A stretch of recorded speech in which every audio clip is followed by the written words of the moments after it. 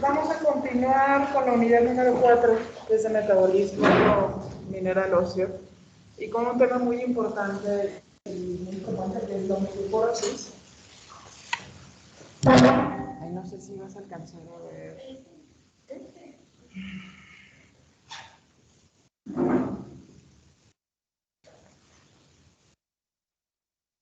En relación a la osteoporosis, si recuerdan cuando estábamos viendo las generalidades en relación al metabolismo del cáncer, del fósforo, del hueso, se debe mantener en equilibrio tanto la resorción ósea como la formación de hueso, ¿no? En el caso de la osteoporosis, lógicamente lo que va a predominar es más la resorción del hueso o la ósea. Eso lo que quiere decir que la densidad mineral ósea va a ser menor o una densidad mineral ósea baja. Y la formación ósea no que no exista, sino que lógicamente no va a estar compensando esa resorción ósea. Entonces, la osteoporosis, claramente como la define la Organización Mundial de la Salud, es una enfermedad esquelética generalizada, es crónica, es progresiva, y cuando nos definimos una enfermedad como crónica es que no tiene como tal una curación, ¿no? Sí tiene un tratamiento, sin embargo el tratamiento va a ser a largo plazo. Progresiva, lógicamente, con el tratamiento lo que vamos a tratar de evitar es que siga progresando, evolucionando, y está caracterizada por la reducción de la masa ósea, un deterioro de la microarquitectura y el compromiso de la resistencia ósea e incremento del riesgo de fractura. De hecho, el objetivo del diagnóstico y del tratamiento de la osteoporosis es evitar la fractura. ¿Cómo se diagnostica? Generalmente el estudio idóneo es una densitometría ósea y se va a definir como una densidad mineral ósea en la cadera o en columna lumbar, o generalmente también ya se agrega lo que es el tercio distal del antebrazo o del radio, y esta densidad mineral ósea se utiliza un score, o de hecho utilizamos dos scores que vamos a ver más adelante, pero el principal es el T-score. Y cuando ese T-score está menor o igual de 2.5, desviaciones estándar por debajo de la densidad mineral ósea media de una población de referencia de adultos jóvenes. ¿Bien? Pero vamos a ver que se va a poder definir de otra manera. ¿Cuál es la relevancia clínica? Como ya les mencionaba, bueno, esta enfermedad no da algún síntoma, ya menos de que el paciente se haya fracturado. Algunos pacientes pueden decir o mencionar que tienen dolor, pero no duele la osteoporosis, a menos de que tenga una fractura el paciente. Por eso se le conoce como una enfermedad silenciosa, como muchas otras enfermedades crónicas. La relevancia clínica de la detección y el tratamiento es que el paciente que tiene osteoporosis tiene mayor riesgo de fracturas, y estas fracturas son por fragilidad o de bajo impacto, y esas fracturas de fragilidad las conocemos cuando generalmente el paciente tiene una caída de su propio nivel de sustentación y se genera una fractura, o con un mínimo trauma y se genera una fractura, ¿no?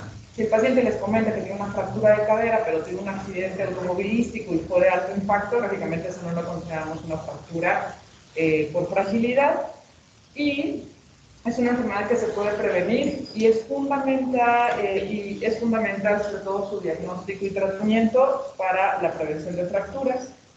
50% de las mujeres arriba de 60 años van a tener osteopenia o osteoporosis, y más del 50% de mujeres arriba de 75 años va a cumplir criterios de osteoporosis.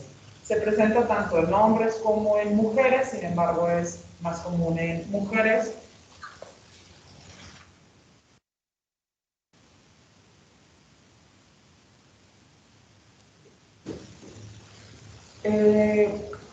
Afecta realmente a todas las razas, a todos los géneros. Su prevalencia va a aumentar al aumentar la edad. Principalmente hay dos tipos de osteoporosis, que lo vamos a ver, que es la osteoporosis primaria y secundaria. La osteoporosis primaria es la más común, y esa se relaciona mucho con el envejecimiento, y se relaciona mucho en la mujer con la edad posmenopáusica. La mortalidad después de que un paciente presenta una fractura de cadera es hasta el 20% en el primer año, ¿no? Entonces, es el objetivo del manejo de la osteoporosis. Incidencia anual mundial de fractura de cadera es de 1.7 millones. La mayoría de las fracturas ocurren en personas mayores de 50 años y mujeres 1 de cada 12 y hombres 1 de cada 20 sufrieron una fractura con una edad de más de 50 años. ¿Ya?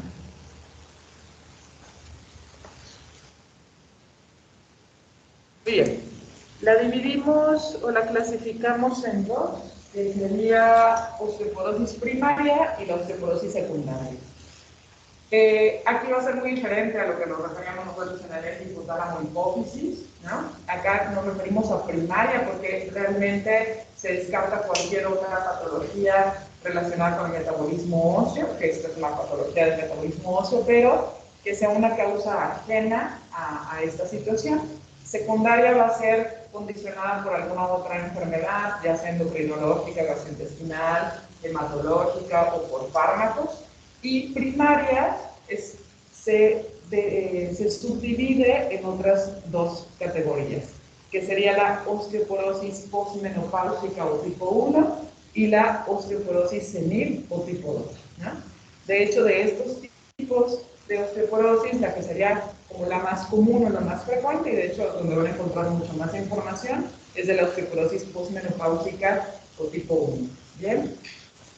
Y de hecho es también en relación a la que nos vamos a enfocar un poquito más en el tratamiento, por lo mismo de la frecuencia. Y la osteoporosis posmenopáusica realmente ahí se va a presentar básicamente cuando la mujer tiene el cese de la función ovárica y entonces hay un descenso abrupto en relación a la producción de estrógenos. Ya habíamos visto en la clase pasada que los estrógenos sobre todo tienen un efecto positivo en la formación de hueso.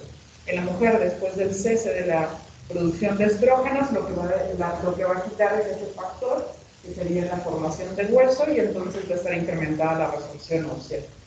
Hay una pérdida del hueso trabecular y por lo tanto la paciente va a tener mayor riesgo, la paciente posmenopáusica va a tener mayor riesgo de fracturas vertebrales o de poles, pero no quiere decir que no tenga mayor riesgo también de fractura de cadera. Y en la osteoporosis senil o tipo 2 generalmente se presentan aquellos pacientes más de 70 años y se relaciona con el envejecimiento, que hay varios cambios, principalmente disminución también en la formación de hueso. Y la osteoporosis secundaria va a ser toda aquella causa que sea independiente, por así decirlo, de patología ósea, como enfermedades endocrinológicas, de las que hemos visto el hipertiroidismo y a largo plazo y mal tratado, el que puede condicionar osteoporosis, la acromegalia, el síndrome de Cushing condiciona osteoporosis, en relación a enfermedades gastrointestinales, todas aquellas que condicionan mala absorción van a condicionar osteoporosis, enfermedades hematológicas como el mieloma múltiple va a condicionar osteoporosis, y una lista también de medicamentos. Los que más frecuentemente condicionan osteoporosis secundaria son los glucocorticoides, y son cuando son utilizados a una dosis. Un ejemplo es prednisona, a una dosis más de 5 miligramos por más de 3 meses. Ese paciente ya va a tener también mucho más riesgo de osteoporosis. ¿Bien? Y en esta lista son lo que les comentaba, de causas endocrinológicas, causas gastrointestinales, medicamentos y otras.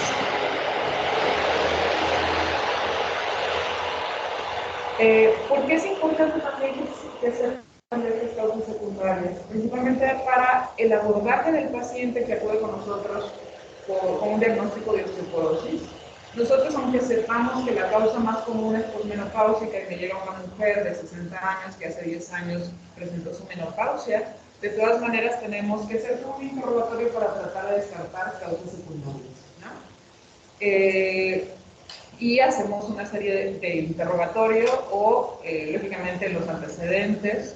Y además, solemos solicitar estudios base si estamos sospechando en alguna patología secundaria. ¿Bien?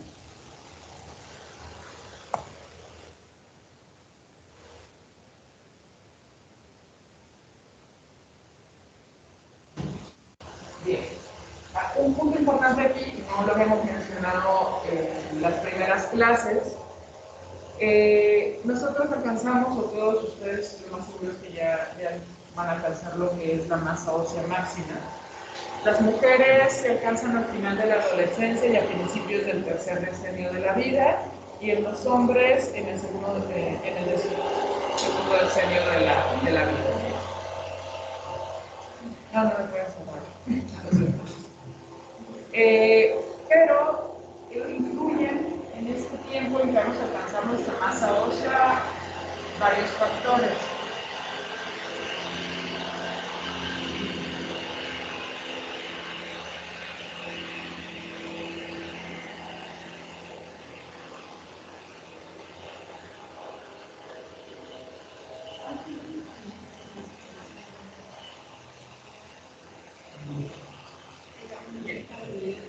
En la adolescencia, ustedes van a alcanzar hasta el 60% de la masa ósea del adulto final.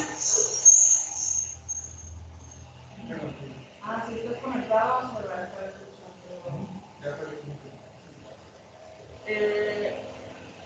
Pero ¿qué influye en la adolescencia? Si hicieron o no hicieron ejercicio, lógicamente el ejercicio es importantísimo para alcanzar una masa ósea adecuada. Si durante la niñez o la adolescencia tuvieron alguna enfermedad y tuvieron que estar recibiendo medicamentos como glucocorticoides, o tuvieron que estar por tiempo prolongado postrados, lógicamente eso influye en alcanzar una masa ósea. Influyen también factores genéticos, ya se han identificado alteraciones genéticas que van a predisponer a que no se alcance una masa ósea tan adecuada. Influye también la ingesta de nutrientes. Si tienen un déficit en relación a la ingesta de calcio, de vitamina D, eso también va a influir en si alcanzan o no una masa ósea adecuada. Entonces, hay ejemplos, por ejemplo, hay ejemplos aquí de enfermedades que pueden afectar para alcanzar una masa ósea máxima, y vienen siendo desde la anorexia nerviosa, espondilitis anquilosante, que eso lo van a ver en trauma, inmovilizaciones durante la niñez, fibrosis quística, una pubertad tardía, amenorreas relacionadas con ejercicio, generalmente sucede con deportistas de alto rendimiento, galactosemia, enfermedad intestinal o renal, síndrome de Marfan, osteogénesis imperfecta. También son algunas de las enfermedades que van a condicionar que no se alcanza una masa ósea adecuada. Si no se alcanza una masa ósea adecuada y se nos ocurre ir haciendo una densitometría antes, entonces a veces podemos hacer diagnósticos de una densidad mineral ósea baja para la edad, si es antes de la menopausia o antes de los 40 años, pero al interrogatorio tenemos que estar buscando o tratar de determinar por qué el paciente no alcanzó esa masa ósea adecuada. ¿Bien? Se alcanza esa masa ósea entre la adolescencia, segunda y tercera década de la vida, se mantiene estable esa masa ósea entre la tercera y cuarta década de la vida, y después de la quinta, que generalmente es cuando se presenta, esto hablándonos, enfocando un poquito en la posmenopáusica. Generalmente la edad promedio de menopausia en la mujer mexicana es entre los 48 y 52 años, puede adelantarse un poco o puede atrasarse un poco, pero y ahí es en relación a la causa más frecuente, ¿no? Lógicamente se puede tener pérdida de masa ósea antes si tiene alguna enfermedad o alguna causa secundaria de osteoporosis. En relación a la osteoporosis primaria, la deficiencia de estrógenos en la tipo 1, que es la posmenopáusica, va a condicionar que no hay una supresión de interleucina 6. La interleucina 6, la interleucina 2, esos afectan en relación a la resorción ósea. Hay una activación, principalmente se activan más los osteoclastos, y recuerden que los osteoclastos lo que van a generar es mayor resorción ósea. Y además, la secreción de osteoprotegerina es baja. ¿Recuerdan qué hace la osteoprotegerina? ¿En qué tenemos que decir? Se unía al miembro del RAC para evitar la... Exacto. La osteoprotegerina, que la producen los osteoblastos, lo que va a hacer es unirse al ligando de Rank para que evite que el ligando de Rank se une a su receptor, y el receptor, recuerden que está en los osteoclastos. La unión del ligando de Rank a su receptor lo que hacía era activar a los osteoclastos y por lo tanto iniciar la resorción ósea, y la osteoprotegerina evita eso. En la deficiencia de estrógenos va a estar mucho más bajo el nivel de osteoprotegerina y por lo tanto eso va a condicionar que también de forma indirecta estén más activados los osteoblastos. Esto sería, digamos, en la posmenopáusica, y en la edad avanzada, que sería la tipo 2 o la senil, hay una ineficacia progresiva tanto de la producción de vitamina D por la piel. Generalmente, la gran mayoría de nosotros, si nos hiciéramos niveles de vitamina D, probablemente tengamos deficiencia, pero una deficiencia de forma crónica nos puede generar una disminución en relación a la masa ósea. Hay una declinación progresiva de la captación en convertir 25-hidroxivitamina D a 1,25, y esto es a nivel de los riñones. Entonces va a estar menos activada la 1-alfa-hidroxilasa, que recuerden que eso se encuentra a nivel renal, y lo que condiciona es la conversión de 25-hidroxi a 1,25 de hidroxivitamina D, y la absorción intestinal de calcio es ineficiente, ¿no? Entonces, estas alteraciones, tanto principalmente del metabolismo de la vitamina D, van a condicionar también un déficit de vitamina D, y esta vitamina D lo que va a generar es menor cantidad tanto de calcio como de fósforo, y eso también influye. Y recuerden que también había receptores de vitamina D, tanto principalmente en osteoblastos, que lo que condiciona es incrementar la formación ósea, ¿no? Si no están activados los osteoblastos, van a estar disminuida la formación ósea.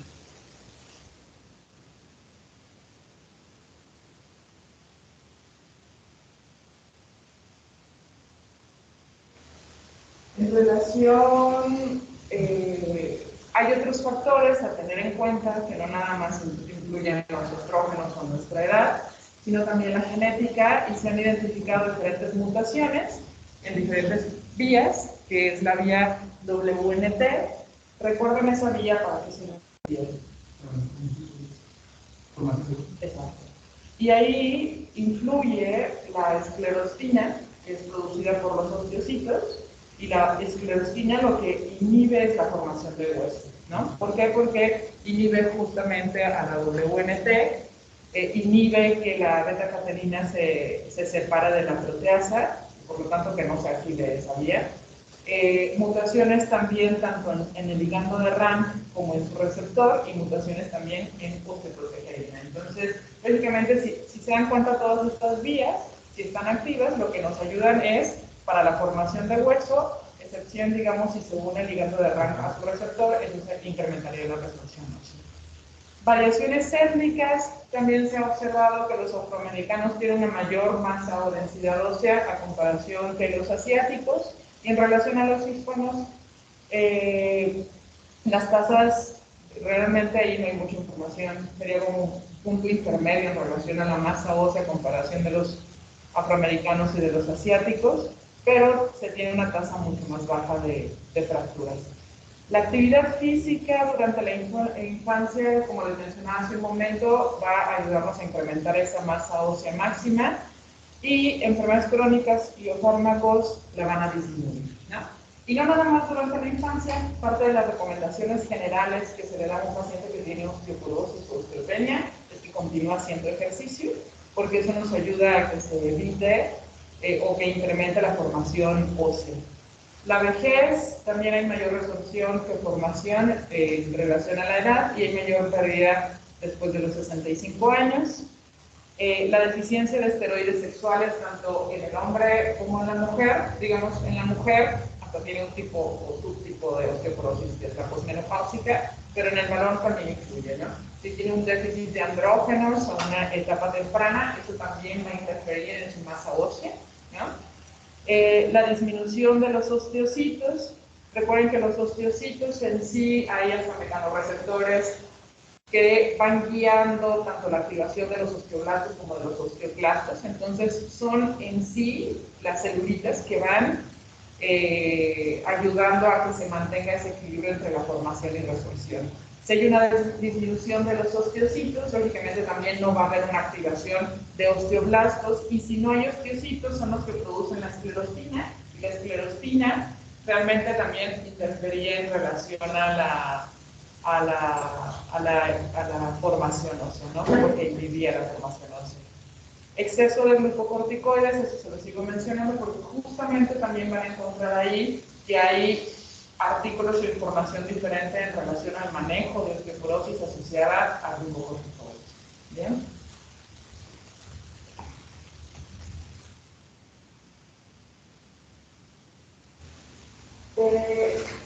Me estoy mencionando aquí antes del abordaje de osteoporosis, pero siempre en el abordaje de osteoporosis tenemos que tratar de identificar aquel paciente que va a tener más riesgo de que tenga una fractura, porque si se dan cuenta ese es el objetivo también tanto del tratamiento y la detección oportuna. Y existe una herramienta que es la de FRAX. Cuando vimos nódulo tiroideo había una herramienta que es el TIRAX y que esa la puede obtener desde internet.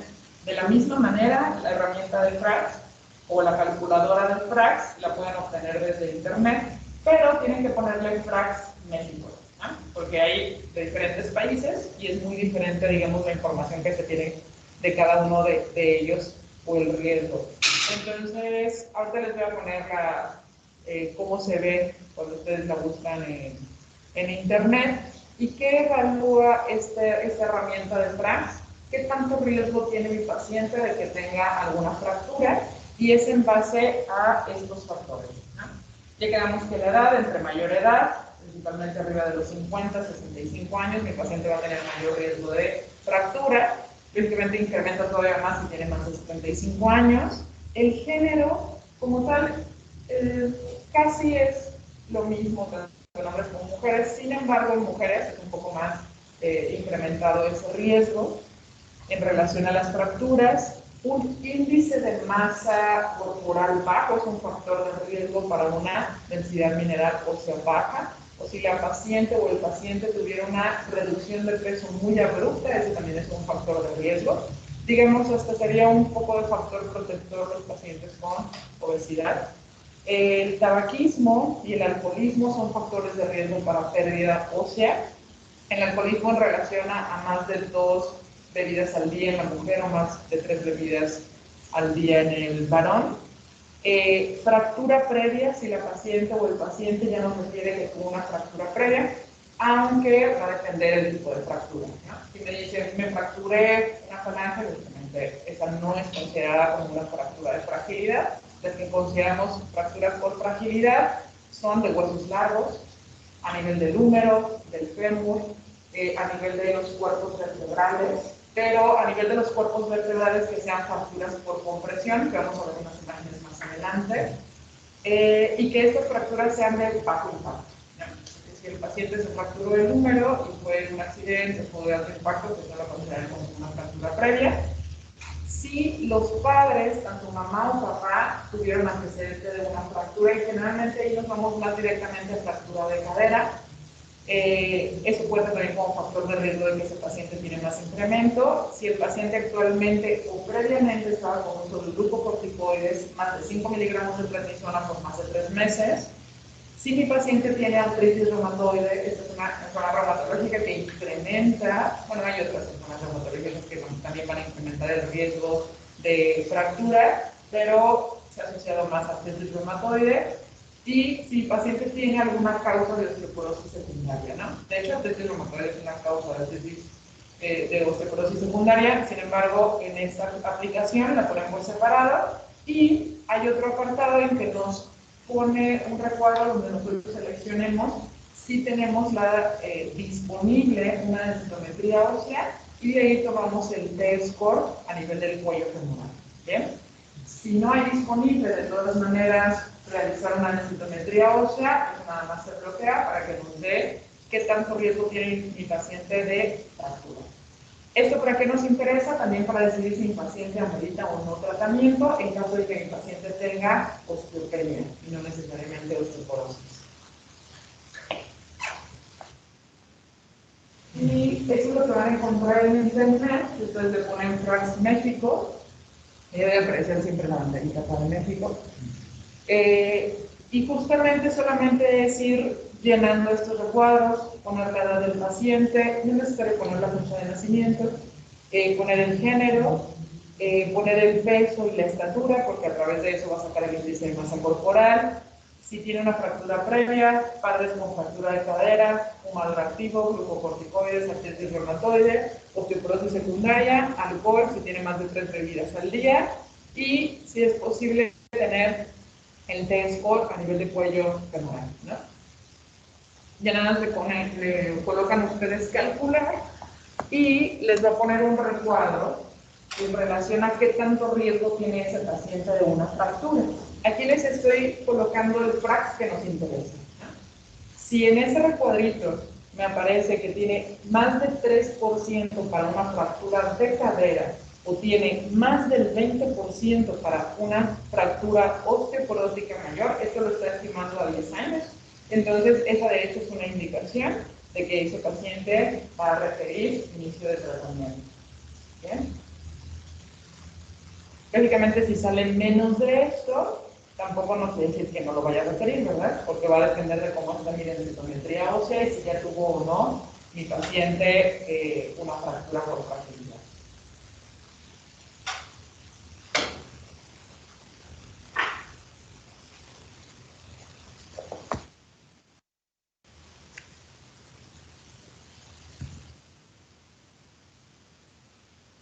Muy bien. ¿Cómo vamos haciendo nosotros el diagnóstico, el abordaje? Ya teniendo toda esta información que les mencioné, hay que hacer una historia clínica adecuada, como en cualquier otro caso, enfocándonos más para determinar si el paciente tiene factores de riesgo para pérdida de masa ósea, si tiene o identificamos alguna causa secundaria, no tanto que sea primaria, en antecedentes heredofamiliares, preguntar si los padres también tuvieron osteoporosis y si tuvieron antecedentes de alguna fractura de cadera principalmente, si el paciente ha estado en tratamiento con estos medicamentos, aunque hay una lista más grande, pero son glucocorticoides, antiepilépticos, litio, heparina, antirretrovirales, los antecedentes personales patológicos, qué enfermedades crónicas tiene el paciente, por ejemplo, diabetes tipo 1 y diabetes tipo 2 también se asocian a una menor masa ósea, si el índice de masa corporal del paciente, si ha tenido una pérdida de peso de forma abrupta y excesiva, si ha tenido alguna fractura osteoporótica previa, si hace o no actividad física, el consumo de alcohol, de tabaquismo, el aporte suficiente o insuficiente de calcio y vitamina D. Si se dan cuenta, es nada más estar identificando qué factores de riesgo tiene el paciente para fractura o qué factores de riesgo tiene el paciente para disminución de masa ósea. En estudios bioquímicos, ¿qué solicitamos? Solicitamos algunos estudios generales, que eso sí, independientemente de si es osteoporosis primaria o secundaria, los pedimos, como es una biometría hemática, ver cómo está la función renal y los niveles de calcio, fósforo y si se puede de PTH. ¿No? Porque el miércoles vamos a ver hiperparatiroidismo y el hiperparatiroidismo generalmente también es asintomático y entonces un paciente puede tener una causa secundaria de osteoporosis que es hiperparatiroidismo primario se da tratamiento para osteoporosis, pero también se maneja diferente. Entonces, otros estudios que se van a ir solicitando es dependiendo de mi sospecha, ¿no? Si mi paciente estoy sospechando que tengo un mieloma múltiple, lógicamente voy a pedir una electroforesis o inmunofijación de proteínas, ¿no? Si estoy pensando que tengo una mastocitosis, pues voy a pedir estudios para descartar esa situación, que son mucho menos frecuentes, pero en base a esos estudios, a esas sospechas, voy a también estar solicitando estos estudios especiales, pero aquí les puse como los más generales que solemos solicitar. Una biometría hemática, niveles de calcio sérico, albúmina, porque recuerden que el calcio sérico total se debe corregir por la albúmina, niveles de fósforo, creatinina para la función renal, pruebas de funcionamiento hepático, porque insuficiencia hepática o cirrosis hepática también se relaciona a menor masa ósea, fosfatasa alcalina, calcio en orina 24 horas, si es posible también la medición de 25-hidroxivitamina D, PTH intacta o hormona paratiroidea intacta, y también otros estudios de acuerdo si yo tengo alguna otra sospecha de una causa secundaria. Y además también solicitamos los estudios de imagen, que de hecho dentro de esos estudios de imagen se solicita la densitometría, que es la forma en que hacemos el diagnóstico también de osteoporosis.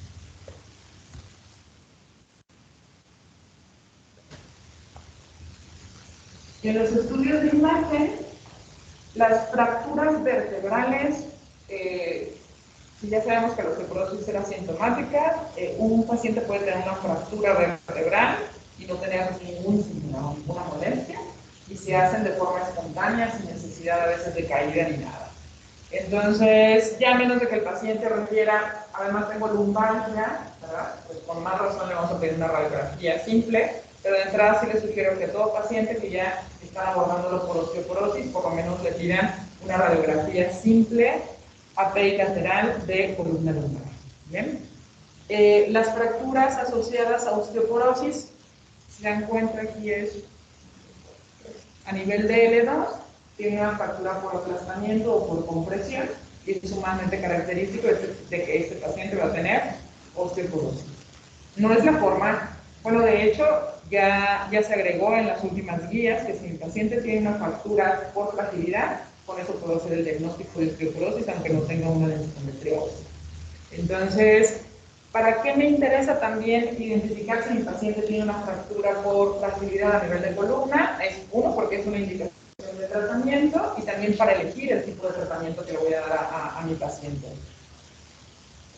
Hay otra forma también de ver las características o identificar si mi paciente, esa era muy evidente en la radiografía que les mostré, pero hay fracturas que realmente no disminuyen, no reducen más del 30% del cuerpo vertebral, y la forma de identificar ese tipo de afección es por otro estudio que es la morfometría vertebral por absorcionmetría dual de rayos X, que pareciese como un tipo de radiografía, sin embargo, también se hace como se hace una densitometría ósea, que es por DEXA, y lo que va identificando midiendo, pero es esta pequeña disminución. Si se dan cuenta, no se ve como en la radiografía, que se veía completamente comprimida el cuerpo vertebral, pero de esta manera también aquí ya tiene afección el paciente porque hay una disminución de ese cuerpo vertebral que quizás en una radiografía simple no nos hubiéramos dado cuenta.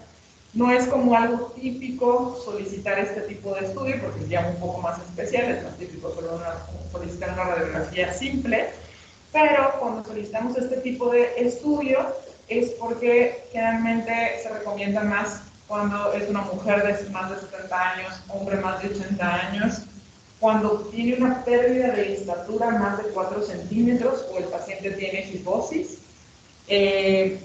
y mi paciente está con terapia con glucocorticoides. Lo que hacen los glucocorticoides ponen mayor riesgo de fracturas a nivel de columna vertebral, y es cuando solicitamos este tipo de estudio especial, ¿no?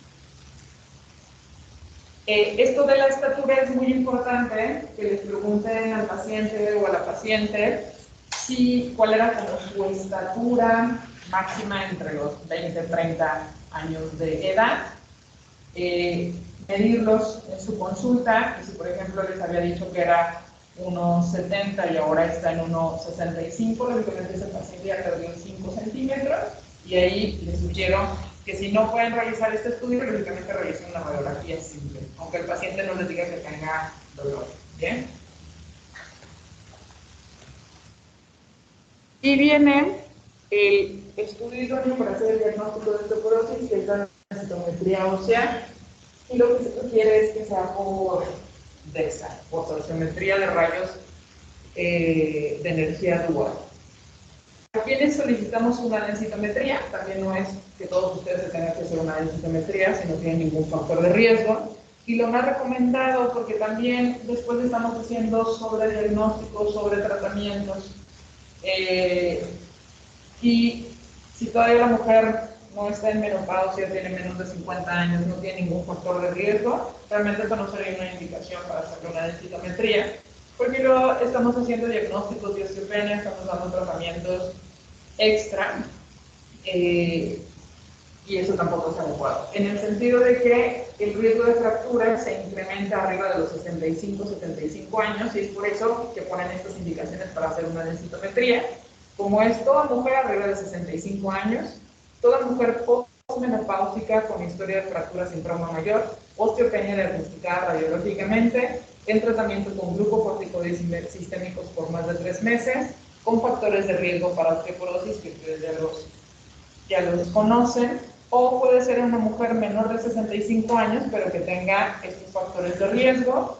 Si estoy sospechando en una osteoporosis secundaria, aquí sí pudiera tener una mujer de 40 a 45 años, pero tiene el diagnóstico de artritis y está recibiendo además glucocorticoides. Esa paciente sí necesita una densitometría.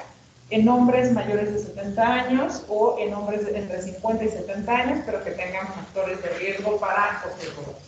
Serían las indicaciones de solicitar una densitometría ósea.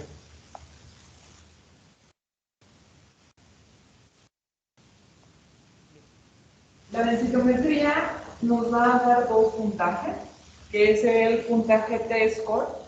Ese T-score que realmente compara población joven, sana, entre 24 y 45 años con mi paciente, ¿no? Y me va a dar las desviaciones estándar que está en ese rango normal de estos pacientes. Ese sería el T-score y es el que utilizamos en mujeres postmenopáusicas. Y el Z-score va a ser el número de desviaciones estándar por encima o por debajo de la media de la densitometría de una población de la misma edad, y es el valor del Z-score el que utilizamos en mujeres antes de la menopausia.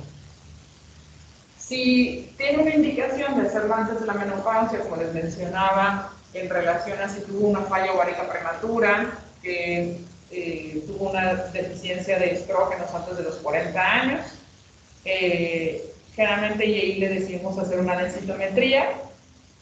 Vamos a basarnos en este valor Z-score, pero aquí no utilizamos de hecho el término de osteoporosis ni de osteopenia. Y este Z-score entonces lo vamos a utilizar en mujeres premenopáusicas, hombres menores de 50 años, niños y adolescentes, y tenemos estos dos valores. Si mi Z-score está mayor de menos 2.0 de desviaciones estándar, eso es normal, y si mi Z-score está menor de menos 2.0 desviaciones estándar, a eso no le ponemos de hecho osteoporosis, le ponemos densidad mineral ósea baja para la edad. ¿Bien?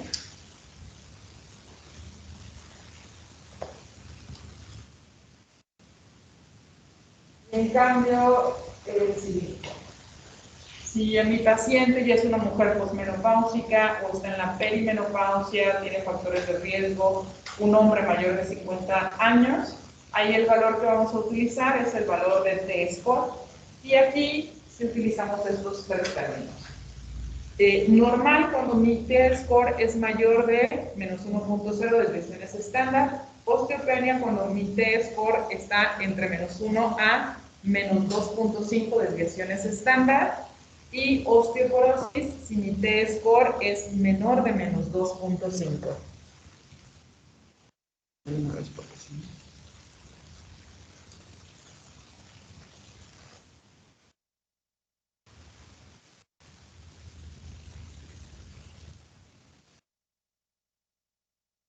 ¿Sí quedó claro ese punto? Cuando utilizamos el Z-score y el T-score. Y de hecho, es a través del T-score y con estas indicaciones que podemos hacer el diagnóstico de osteopenia, osteoporosis o si tiene una densidad mineral ósea normal. ¿Y cómo se hace el estudio de densitometría? Generalmente, como solicitamos una densitometría, es una densitometría que evalúe columna lumbar y que evalúe cadera, ¿no? Si no es posible realizarlo en esos dos sitios, entonces que evalúe el tercio distal del radio. Y es muy importante que también el técnico que va a hacer la densitometría coloque de forma o en posición adecuada la cadera, en el sentido de que si no nos puede dar falsos positivos o negativos en el resultado de la densitometría ósea. Y otra cosa que se recomienda mucho en el control o en el seguimiento, que vamos a estar pidiendo densitometrías, lo que se le sugiere al paciente que sea con el mismo aparato con el que se realizó la primera densitometría, porque cambia si, por ejemplo, es General al otro, el otro dispositivo que se me fue el nombre, y nos puede dar falsos positivos o negativos, y entonces estamos pensando que el paciente no está respondiendo al tratamiento. Entonces, siempre sugerirle que acuda al mismo lugar y se realice con el mismo aparato o densitómetro los controles de la densitometría. Para hacer la densitometría a nivel de cadera, tiene que tener esta posición la cadera para que nos puedan dar los valores característico. Si no tiene una adecuada posición, generalmente esto es lo que les van a dar de resultado cuando pidan una densitometría. Esto es a nivel de la cadera. Si no se posiciona bien la cadera, nos puede dar valores falsos o diferentes en este sentido. Por ejemplo, aquí no se posicionó bien y el técnico tampoco colocó bien las diferentes partes en relación a la cadera, en el cuello, intertrocantérica. Y si nos se dan cuenta, este es el valor de T-score y nos está dando valores de T-score un poco más positivos o más altos, ¿no? A comparación de esta, que está bien colocada la cadera, y los valores de T-score están un poco más bajos. Entonces, ese simple posicionamiento de la cadera nos puede dar valores incorrectos en relación al valor de T-score o de Z-score. Y otro sitio donde solemos utilizar, se piden al mismo tiempo tanto densitometría de columna como de cadera, y esta es la posición como deben de colocar a un paciente para ver la densitometría a nivel de la columna. Y de la misma manera también va a depender mucho que también el técnico posicione a mi paciente y qué otras alteraciones también puede tener mi paciente a nivel de la columna y qué tanto coloque bien estas líneas para la medición de la densitometría. Estamos viendo forma incorrecta, forma correcta. Si se dan cuenta, aquí el técnico no está colocando realmente estas líneas entre L2, porque está abarcando hasta L3, y entonces eso nos va a dar valores inadecuados. En cambio, en esta sí está colocando tal y cual como vienen los diferentes cuerpos vertebrales a nivel de columna lumbar. Y así son las imágenes que generalmente les van a reportar a ustedes en una densitometría. Esto es una densitometría a nivel de la columna lumbar. ¿Qué otros factores pueden influir? Si mi paciente ya es un adulto mayor, también puede tener cierta patología a nivel de la columna que puede interferir en el resultado. Si tiene escoliosis, va a interferir. Si el paciente ya tiene osteofitos, va a interferir. Si el paciente ya tiene una fractura, también va a interferir en mi valor de score. Y entonces todo eso lo tenemos que evaluar para ver si yo puedo confiar en estos valores en relación a T-score, ¿no? Pero en este paciente, si se dan cuenta, realmente no tiene ni escoliosis, no parece tener ninguna fractura a nivel de L1 a L4, entonces se tomó de forma adecuada, entonces puedo interpretar de forma adecuada mis valores. Generalmente también les ponen esta tablita, les sugiero que no se basen solamente en este recuadro de los colorcitos, porque muchas veces al ir desglosando los diferentes valores de T-score por cada vértebra, acá les da en osteopenia y a veces acá les puede dar en osteoporosis y ustedes le dicen al paciente tiene osteopenia y no está iniciando un tratamiento. Entonces, de preferencia, básense en estos valores de T-score y también les van a dar este valor que es en gramos por centímetro cúbico. Y esto también es muy importante. En alguien normal, en cada cuerpo vertebral, es diferente los gramos por centímetro y generalmente va incrementando en alguien normal que no tenga alguna patología. ¿A qué me refiero con incrementando? Que aquí empezamos con 0.98. Aquí, por ejemplo, sabemos que tiene algún problema a nivel de L4 porque yo esperaría que L4 tuviera más gramos por centímetro cúbico que L3 o L2, ¿no? Entonces, esto también a considerar o a tener en cuenta. Y ya de aquí ustedes interpretan esto, ¿no? Esto se supondría que sería una mujer posmenopáusica y van a ver el valor de T-score. Si tienen un T-score entre -1 a -2.5, quedamos que es osteopenia. Y si tienen un T-score de -2.5, osteoporosis. Y si tienen un T-score de -1 a más positivo, o sea, -0.9, -0.5, eso sería normal. En cambio, es una densitometría que la paciente tiene escoliosis, que si se dan cuenta también se ve muy diferente la densidad ósea, entonces, que de hecho hasta se ve como más rígida esa columna y entonces puede tener osteofitos y me puede dar también falsos tanto positivos o negativos en el valor de T-score. Aquí ya en este cuadrito la están ubicando hasta en osteoporosis y de hecho, por ejemplo, esta no es una de las densitometrías tan adecuadas como no la deberían de reportar, porque si dan cuenta ya nada más nos da el valor de L2 a L4 y nos maneja el T-score y el Z-score, que si es una mujer postmenopáusica utilizamos este valor, y aquí ya nada más nos está dando el total, que es menos 3.3.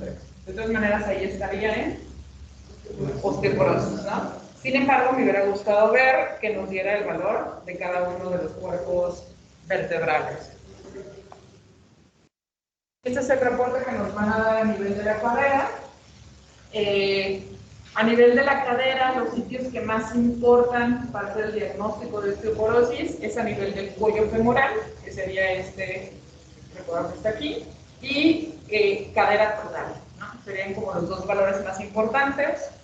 Y en este punto también les va a dar, dependiendo de las características o de la zona que está evaluando, es los gramos por centímetro cuadrado, y nos da el Z-score y el T-score. A nivel de cuello, es este rectángulo que está aquí, que ese de hecho lo tomamos en el factores de riesgo para fractura, en el FRAX. Lo que viene siendo el WARS es este cuadrito que se encuentra en esta zona. El trocánter, de hecho aquí ponen dos puntos intertrocantérico y trocánter, y ese sería el trocánter e intertrocantérico, ¿no? Pero lo repito, lo que nos interesa más es a nivel del cuello femoral y cadera total. Y en este punto, si se dan cuenta en el T-score, todos los puntos están a nivel de osteoporosis. Teniendo eso, entonces, el diagnóstico de osteoporosis lo hacemos de diferente manera, dependiendo de la Organización Mundial de la Salud o la última guía, que de hecho ayer les agregué en el aula virtual, que es para el manejo o diagnóstico de osteoporosis postmenopáusica, y estos son los criterios en relación a la Organización Mundial de la Salud. La categoría, ellos toman T-score, lógicamente esto es por un diagnóstico en postmenopausia, y normal es arriba de menos 1.0, osteopenia es entre menos 1 a menos 2.5, osteoporosis menor de 2.5, y ellos manejan como osteoporosis severa o establecida cuando es menos 2.5, pero además ya tiene una fractura. Y acá por datos clínicos, la Asociación de Endocrinólogos Clínicos agrega otros criterios para hacer el diagnóstico de osteoporosis. Si mi paciente ya tiene una fractura por fragilidad, en ausencia de enfermedad metabólica o ósea, independientemente del T-score, yo ya puedo hacer el diagnóstico de osteoporosis. Si el paciente tiene un T-score en rango de osteopenia, pero mi paciente tiene una fractura por fragilidad, yo también ya lo puedo catalogar como osteoporosis. O si mi paciente tiene un T-score en osteopenia, pero tiene un FRAX alto, más del 3% para la fractura de cadera o más del 20% para la fractura mayor. ¿Bien? ¿Sí quedó claro este punto? Sí. ¿Sí?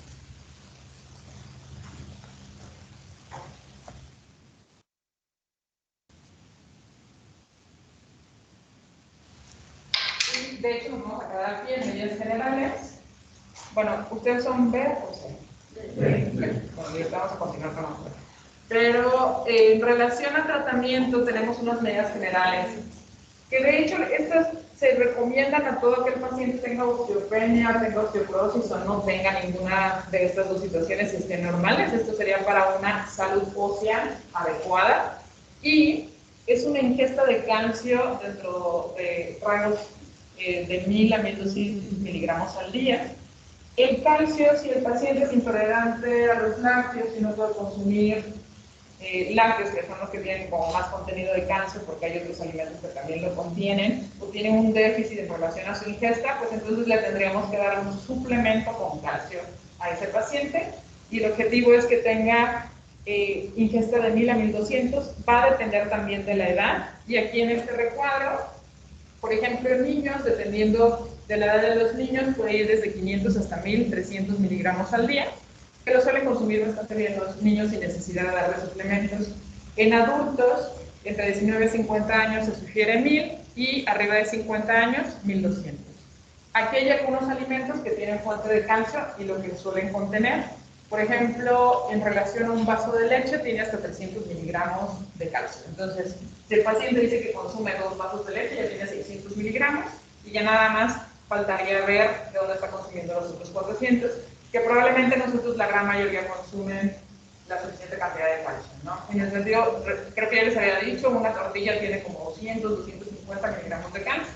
Si comen 3, 4, 5 tortillas al día, creo que van a tener la suficiente cantidad en relación al consumo de calcio.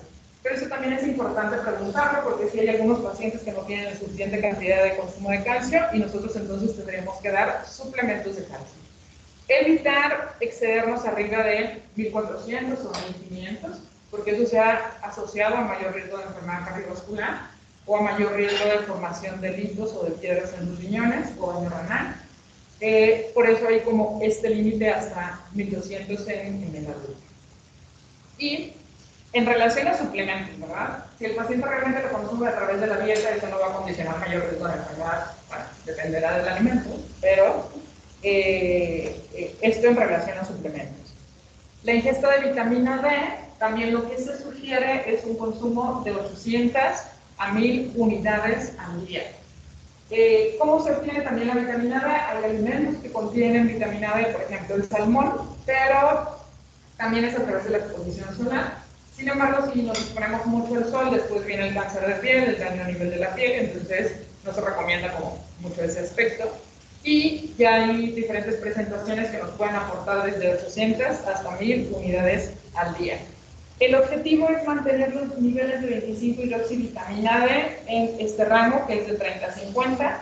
Algunas otras bibliografías les comentan ellos que entre 20 a 50, porque toman un rango un poco más bajo, pero este sería el objetivo, tanto tener la suficiente cantidad de ingesta de calcio y vitamina D. Se les sugiere al paciente suspender tabaquismo, alcoholismo, el consumo de cafeína, lo que se recomienda si toman café, que sea 1, máximo 2 tazas al día, porque eso también está asociado a reducción en la masa ósea. Y se recomienda a los pacientes, bueno, repito, no nada más al paciente que tiene osteopenia o osteoporosis. Todos deberíamos de hacer ejercicio. Y enfocándonos el tipo de ejercicio en el paciente con osteopenia o osteoporosis, que haga un ejercicio que soporte su propio peso, que incremente la fuerza muscular, y ella también va enfocado no nada más para detener como la resorción ósea e incrementar la formación, sino al incrementar la fuerza muscular disminuimos el riesgo de caída y por lo tanto también disminuimos de forma indirecta el riesgo de fracturas. Y prevención de caídas. Esto generalmente también ya más enfocado a adultos mayores que tienen alteraciones en la vista, no escuchan muy bien, y entonces hay que reacomodar toda la casa para evitar que se puedan tropezar y que por lo tanto se puedan fracturar. ¿Bien? Aquí nos vamos a detener. No sé si tengan alguna duda o pregunta. Esta clase la vamos a continuar el miércoles, ¿sí? Que nos falta el tratamiento farmacológico, junto con hipercalcemia e hiperparatiroidismo que vamos a ver el miércoles. Ahorita con ustedes voy a ver hipocalcemia. ¿Bien? ¿Alguna duda o pregunta? Entonces, la osteoporosis y la osteopenia solamente se diagnostican por la citometría. Bueno. Osteopenia sí, solamente la vamos a poder diagnosticar por densitometría. Sin embargo, la osteoporosis, y ahora con los criterios de la Asociación de Endocrinólogos Clínicos, agregan que si yo estoy identificando que el paciente tuvo una fractura por fragilidad en columna vertebral, en cadera o en un hueso largo, y descarto causas secundarias, yo puedo hacer el diagnóstico de osteoporosis. ¿Bien? Sí, eso ya es nuevo, por así decirlo, y se agregó el año pasado. Entonces, si te das cuenta, ahí ya no es tanto por densitometría, ¿no? Tienes tus otros criterios por densitometría, y de hecho también pueden hacer el diagnóstico de osteoporosis. Sobre todo eso nos ayuda para ver a qué paciente le voy a iniciar tratamiento farmacológico, y puede tener osteopenia, pero tiene un riesgo alto de fractura, o tiene osteopenia y ya tiene una fractura por fragilidad, y realmente también lo pudiera catalogar a mi paciente ya como osteoporosis. ¿Bien? ¿Alguna otra duda o pregunta? ¿No? Bien. Los compañeros, si quieren, ustedes son nerviosos. Nos vemos aquí a las 8:10, ¿sí? Para la otra clase. Los compañeros que están en línea, ¿tienen alguna duda o pregunta?